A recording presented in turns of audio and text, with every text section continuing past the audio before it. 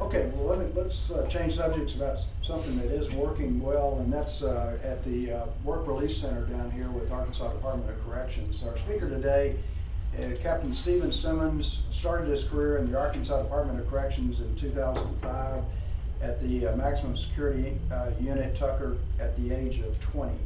He had no idea about corrections at that age, but as he matured, he realized he had a true passion for it. To pursue this as a career, he ventured into increasing levels of responsibility within ADC. Roles have included field squad rider, which is carrying inmates to work details outside the facility, building sergeant, building lieutenant, and currently chief security captain in the Springdale Work Release Center. While working full-time, Captain Simmons received a bachelor's in criminal justice from the University of Arkansas at Fayetteville and a master's in operations management. Captain Simmons' motto is, "You can't climb a ladder with your hands in your pockets," so I look forward to having him explain just what that means to him. And then he has a true passion for reentry and seeing incarcerated men change their lives to become successful when they return to society. The goal at ADC Work Release Springdale is to provide service to the community by 1, offering inmates life and work skills and experiences needed to develop a high degree of responsibility, and 2, fostering positive awareness about the role of ADC in Northwest Arkansas. And I know in talking with Nick before that Captain Simmons has always been terrific about coming up here and wanting to know what he's doing and what's happening in the community.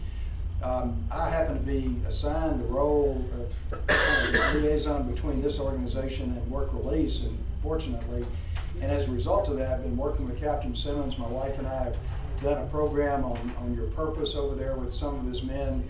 I'm doing a program, a sober recovery program with some of his men, and then on Thursday, tomorrow night, we're going to be, Gwen and I are going to be working with Marty and then Don Preston, if anybody y'all know him, to help facilitate a program on life skills. So it's a 12-week program. So it's been fantastic working with Captain Simmons. One of the things he'll ask about is what can, how can y'all work, he work together with people in the community, and he's terrific to work with. So look forward to hearing Captain Simmons.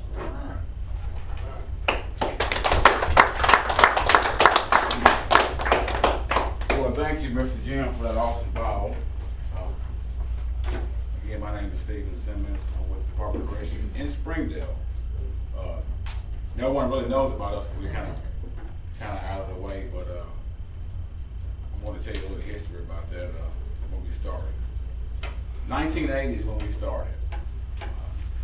Northwest Arkansas Work Release Center began in 1980 with the help of Mr. Brown, Mr. Fuller, the City of Springdale Police Department, and the Board of Corrections. The center supervisor was Mr. Rick Atkins. There were only 4 correctional officers and 16 inmates, and the administration office was located in Huntsville on the Huntsville Avenue, along with the parole. Now we got about 30 staff and 100 inmates, and it's really a terrific program. 5 years ago, I had no idea about the work release program. I was a maximum security guy, the hardcore inmates. Dealing with inmates that's wearing free world clothes is totally different. But I do have a true passion for what I do. I love my career. Like the simulation said, those guys got it really tough when they get out. They're faced with so many oppositions, it's unreal. And our mission statement, which I'm going to read here now, is real important, and it hits home to me because you got some of these guys that's incarcerated, don't have any parents, was kind of caught up in the system at a very young age, and the only thing these guys need is really a listening ear. And our job as correctional officers is not to be somebody that's going to put fear into them, but somebody that can actually guide them and let them know it's a good way. You guys can have a good start if you just want to receive the help. But our mission statement, it reads as this. It is our mission of the Northwest Arkansas Work Release Center to teach inmates work ethics, as many have never had a steady job. We will teach them the necessity of going to work every day on time and how to conduct themselves on the job that they are able to maintain a steady employment, which I think that's very important. We will also teach inmates fiscal responsibility, since many inmates don't know the importance of meeting their financial obligations. While on the work release program, they must pay their upkeep. Inmates must pay rent. As soon as they get an employed community job, they are mandated to pay the rent, which is $116 $116 a week, and it teaches them responsibility. So a lot of guys, you know, they never had a place to, they never paid any rent. So, which I think is very important. We will also see that they assist in the support of their families. We will encourage them to save money. We will help them get a new start once they're released from prison. The program will provide a service to the community, which will foster positive awareness and relationships to the Department of Corrections as a whole and provide inmates the skills to develop a high degree of responsibility. With that being said, again, like I say, we are a prison. You know, people hear the word prison in Springdale, like, oh my God. You know, we are the Arkansas Department of Correction, and like I told Mr. Jim during our conversation, you know, it's like, to me, it's almost like a testimony, you know, or something that I love to do, trying to help men, you know, change their lives. And we're looking forward to any type of help. Our biggest concern that I've seen as far as resources are really good in this area, but our biggest concern is housing. That's the biggest deal. You know, we have a guy that really want to change his life, really want to relocate, don't want to go back to where you come from, but, you know, have a good steady job, nowhere to stay. And they get sucked into these, you know, motels, and like you said yesterday, and before you know it, they back in the system again. So if we're able to get that, get some type of help or housing or in that area, would be greatly appreciated. As far as the resources, I mean, this, I didn't see nothing like it. And employment is here, the jobs is here, and Mr. Schenkel, he's doing a really good job, and his wife, with different programs, and we kind of feed off each other. We need some help. And I don't want to sit here and just, you know, throw off numbers for recidivism, but I mean, being transparent, man, you know, these guys are in and out. I just never seen anything like it. I mean, you know, but I think this program, you know, the work release program, is an opportunity to teach these guys, you know, responsibility. Now, I've seen some guys get out, and I see them in Walmart doing extremely good. As a matter of fact, this inmate, he's probably been out maybe 2 or 3 years now. He gets his own plumbing business. So, I mean, he's doing, I mean, he got actually like 10 or 12 employees. So seeing stuff like that really just, man, I don't know, it's just breathtaking. And it makes me feel as a correction officer that I'm doing my job, or, you know, we're actually doing what the mission statement, you know, calls for. So, I mean, any. You mentioned one of the problems that y'all got, an unusual one for somebody coming out of incarceration, which is they end up with too much money. So they're actually, explain how that works, if they're actually making money. Again, they work in the community. We have jobs all across Springdale, you know, George's, Cremelot, Freezing Store. I think George is one of our big employers. And these guys work like me and you. I mean, I got a guy over now making about $21 an hour. And their money go into a direct savings account. They're not allowed to touch it. They only can get up to $50 a week, which, you know, for the upkeep or snacks for work. And the rest of it goes into their savings account. And so once they're released, they're able to, we actually cut them a check on site. And the biggest check I've seen, I was jealous. I was like, oh my God. I mean, I think one of the guys had like over 100 grand. I mean, it's unreal. And that's another concern that I had, man, you talked about as far as that, too, Jim, is it's good and bad. Because, you know, if you got a drug addiction, what are you gonna do when you get out? So, I mean, that's one of the things that needed to get up. I want to talk to you about again. You know, we had an AA guy over there, and I don't know what happened to him, but we need some type of, you know, maybe something dealing with drugs and narcotics, because these guys get out with that money, first thing they're gonna do with it is, there you go. So, it's a good, awesome opportunity for a person to change their life.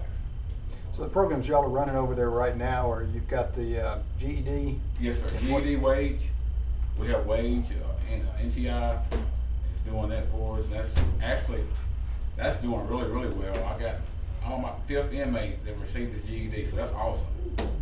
So me and the ward, we were really excited. We encourage the inmates to get all the education they can, because without a GED, you guys, you know, can't do hardly anything. So we really taking care of the inmate population through that. What is the time frame on? Is everyone's coming from at least diagnostics or from another prison, so they're applying? Like, what's that process look like? When you take them, what's the minimum amount of time left to do? That's a good question. I want to clarify something too. I don't want to scare anybody.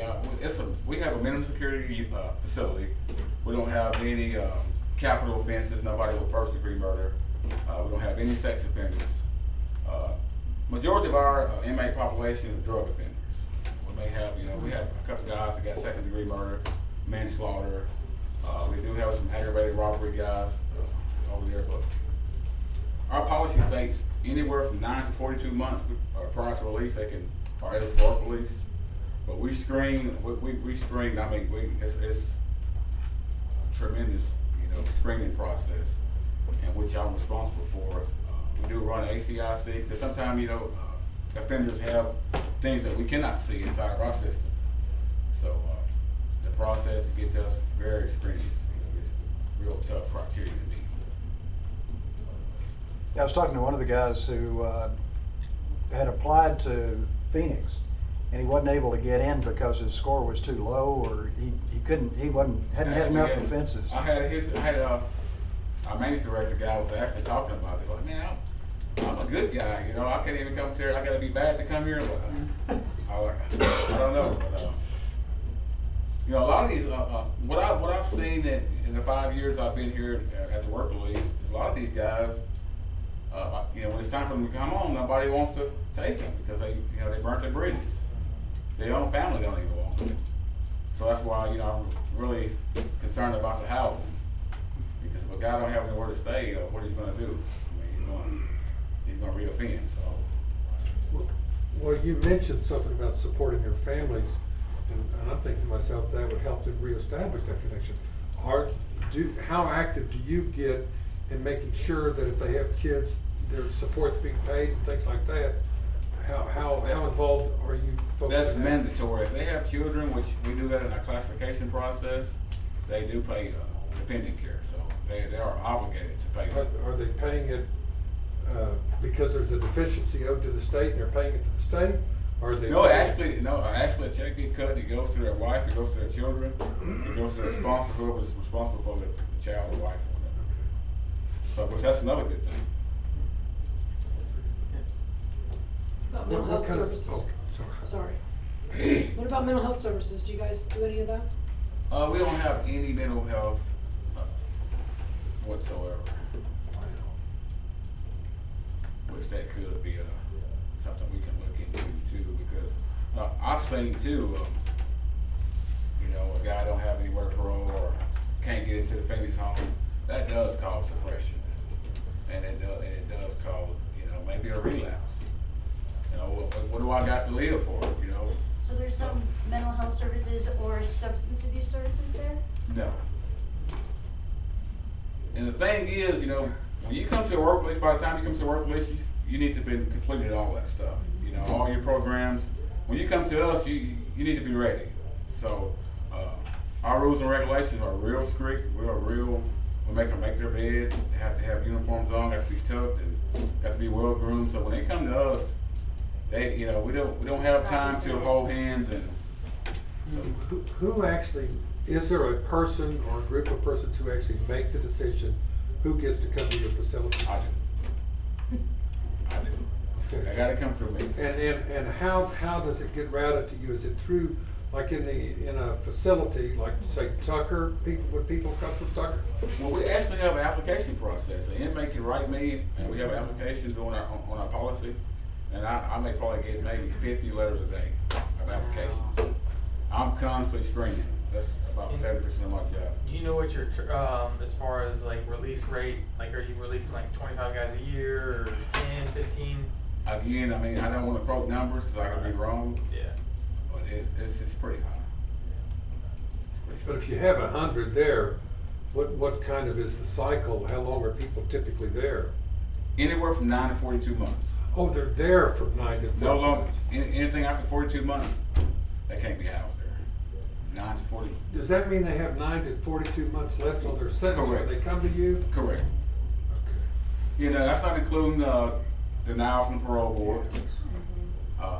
I just had a guy who had a 2-year now, so it's depending on that. But let me, now I'm not, and don't take my question as critical. Sure. But it's, if the whole prison system, people have an application process and they can apply and they all come to you and you get 50 applications, what's the screening process to allow you to determine? I mean, are there some fixed criteria, published criteria Yes, we that actually, show? yes, sir, we actually have a work release policy, and the criteria to meet that standard is actually on that policy.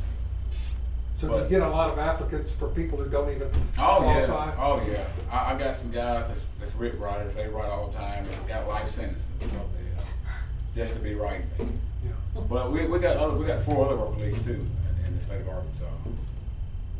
So, For the work release? yes, sir, we Sir, got one in, Melvin? we got one in Texarkana, we have one in Wrightsville, Hawkins, and we have one in Pine Bluff, and then us. Does it help for family members or former attorneys or different people? Can they reach out to you and advocate for an inmate, or does that not I help? get it all the time. I get phone calls all the time. Phone calls and Phone letters? calls, emails, I get it from baby mamas, baby. Mama. I mean, I'm telling you. Is that stuff helpful, or are you, is that really just noise to you? Yeah. Yes and no. I mean, I've mainly it's females I get. You know, the husband's incarcerated. I need him to help me. You know, I can't do it by myself. You know, I'm raising a child alone. Can you please give him the workplace to make some money? And then once I screen him, he got 30 disciplinaries. So that's a bunch of that. So I say the screening process is really tough. So do they have to be clean of disciplinaries? 90 days, at least 90 days clean, no disciplinaries. But you know, some of these guys, you know, the institutional jacket is all jacked up. And you know, Well, hey, let me ask you this, and I have a perception, and I admit that it could be totally wrong, but like I've been at the women's facility in Fayetteville, ACC. and I am struck by how much those people are treated like just fellow human beings. That's the interaction between the staff and the inmates. And I'm wondering 2 things. One, how are people treated at work release between the staff and the inmates? And secondly, how are they treated at the other facilities that you have experience with? Because I hear it's rough out there, but I don't know if that's true or not. Well, I really can't speak on the behalf of other facilities, but I can speak about Northwest. We treat them with dignity and respect. Of course, you know, as a correctional officer, you're gonna have to do your job. You have inmates try you. I mean, like the warden said, the only choice, we got trustee inmates, which is a class 1A inmate. I mean, that's the best you can get in the Department of Corrections. And the only difference between the class 4 and the class 1A trustee status is disciplinary. But we treat them, and the inmates will tell you, man, I mean, we get them in all the time, and the staff is so nice to us, they treat us really good. I never had this before. So we treat them like, you know, we treat anybody else. But at the same time, you know, we got rules to follow, we got regulations to follow, and if we can get them on the same page with that, we okay. How many that are getting out are staying in this area? Are they going to other areas of the state? Quite a few. Again, as I talked, as I said earlier, that's the whole goal. You know, we have guys from Little Rock or Conway that's in a drug infested, you know, neighborhood. You know, come from a drug infested family. Cap, I need to change my life. I want to relocate. And whether they stay or not, I don't have the numbers of that. But we have quite a bit that parole out in this area. Okay. So that's kind of your goal when you're placing them, is that you're placing them in an area that's where they're gonna stay possibly. I wouldn't say that's my goal. But it's something you do look at in it. That's something we do look at. Correct. Seems like they do better if they don't go back Oh, where they're yeah. from. Absolutely. When they leave your facility, have they served all of their time, or are they leaving on parole? Leaving on parole. Out of 5 years, I don't know if I can think of even one inmate that is flat in his time, so yes, sir. Say, you know, they have to come up with a parole plan. Do you assist them with that? Yes, we have a lady that deals with that, and she's really good. Right. She found housing for them, and she's really I heard good. she was really good. Yes, he is. So if he's, like, if they fell out of Pulaski County or something, I mean, she can help them stay right up here in Northwest Sure. Arkansas. Again, like I said earlier, the housing has been a big issue. And I think now they're paroling out somewhere in an apartment complex in this area, and I don't think it's really the safest. And that's one of the issues that I've seen. Yeah, one thing, and Steve left, person we needed here. But we discussed yesterday about them paying a year in advance for the rent, to potentially individuals that, you know, would be more likely to go, I do want that person, because they're gonna pay in advance, because the money's not an issue coming out of the work release, it's actually them having money, because we take a number of those guys, that's the biggest issue, is them getting out and buying Mustangs and everything else you can think of. Oh, wow. So, being able to spend their money in advance appropriately could be something that anybody that has rental properties would be interested in. Really, really good deal. And driver's license ID, I mean, she helps with that as well. Absolutely. Joanna. I know you spell Yes, sir. So are they on parole when they come to you, or do they come to you as part of an ADC inmate status, and then while they're with you, they apply and receive parole? When they come to us, they still in the Department of Corrections. You know, they still got time to do. And they haven't been paroled? No, sir. And we actually parole them out from our facility. Do you have the parole hearing at your facility? Yes, sir, we do. We do it via internet, I guess, via Video conference. video chat, yeah, from Little Rock. Okay. Actually, had 5 go up yesterday, so.